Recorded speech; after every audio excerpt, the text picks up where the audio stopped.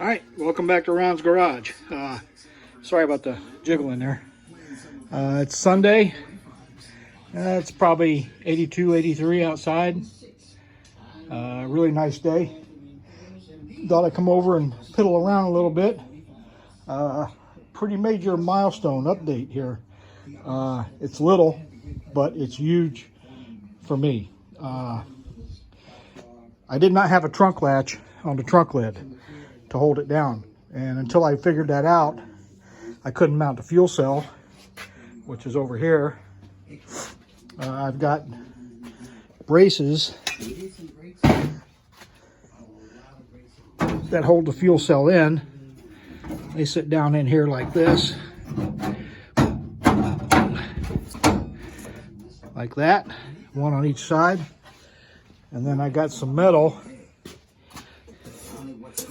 to make top straps, and I got some rubber stripping to go around those and the straps when I make them.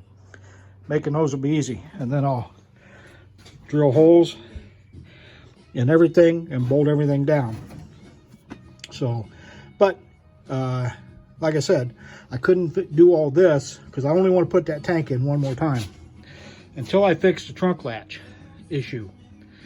So I did talk about this in a video one or two ago, and what I've done, you can see what kind of latch this is. This is the kind, now you can anyway, it's the kind when something goes in, it clicks over and holds it down. And then there's a little piece of wire here. This is a remote latch kind of thing, and you pull that and it goes. So what I've done is I made that. In my tests, I had it bolted, or had it nuts. That's a bolt basically on a piece of steel, and I had it with a nut on that side of the bolt, but as you can see, it just doesn't fit well. And the nut on this side, there it is, come down and was hitting here, so that wasn't working. So I just welded it on. I'm here by myself today. Josh didn't make it today, so I was down in that hole. I brought the trunk lid down all the way shut, and it clipped right in and stayed there and didn't rattle or nothing. So I'm pretty pleased with that. Now I can move on with the fuel cell and getting that mounted. And other than a little cleanup and making some kind of firewall for in there, the trunk area and the wiring, of course, trunk area will be done. Since I last talked, up on the front, I did get and put on a, got my 60s on 6 playing. Little Marvin Gaye right now. So we'll turn that off for a minute. I got the flex plate torque converter dust shield. I got that put on. I got, I don't know if I talked about this in the last one or not. I got the hose barb fittings for the end of these transmission lines. So I'm ready to put those on and then mount the transmission cooler in there. So then underneath, I've got 2 more things to do. I got to change oil and mount or plug in the speedo cable into the side of the tranny. Then I can lower this thing down. You know, I hesitate to say for good, at least for a while. I think I can have it running and driving before I have to raise it back up again. So, listen, I'm talking, just pointing you at the front of the car here. I'll show you something more interesting while I talk. That's interesting. So, that's where I am right now. The top part of the motor, other than some wiring, is ready to go.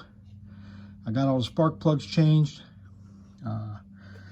Let me show you. I don't know if I showed you this or not. I had to buy a special socket because, you know, if I had known you know, that about what Rocker Pat said about the shorty spark plugs. I probably wouldn't have had to do this. Where did I put that thing?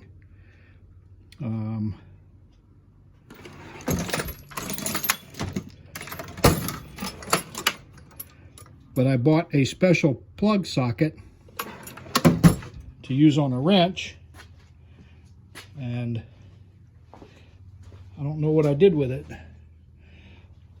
But basically, I had to chop it into pieces. Here it is. It was much bigger than this, but I had to cut an angle. Let me get this where you can see it. Had to cut an angle on the side that goes down where the plugs are and chop a whole bunch of this off. The angle on that is not as intentional, but it worked, and I got the plugs changed. So I got to hook up the spark plug wires again, and then the top half, like I said, other than wiring, is done. When I start the wiring, the first thing I'm going to do is change out those to these.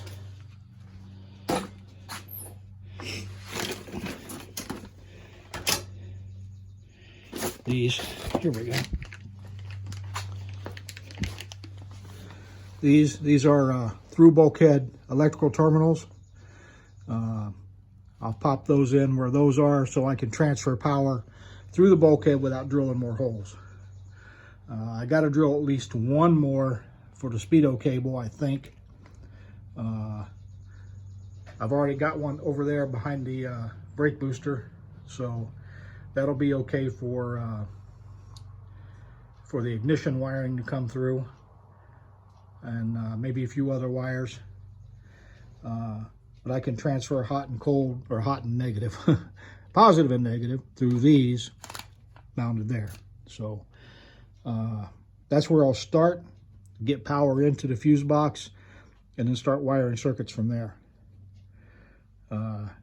Everything that needs a wire on it is mounted except for the cooling fan relays, which I'll put on soon. So that's where I am right now. Now I got to figure out whether I want to play with the transmission lines under the car, or do I want to work on the gas tank. So let me think about that and see where I go from here. Thanks for watching. Bye.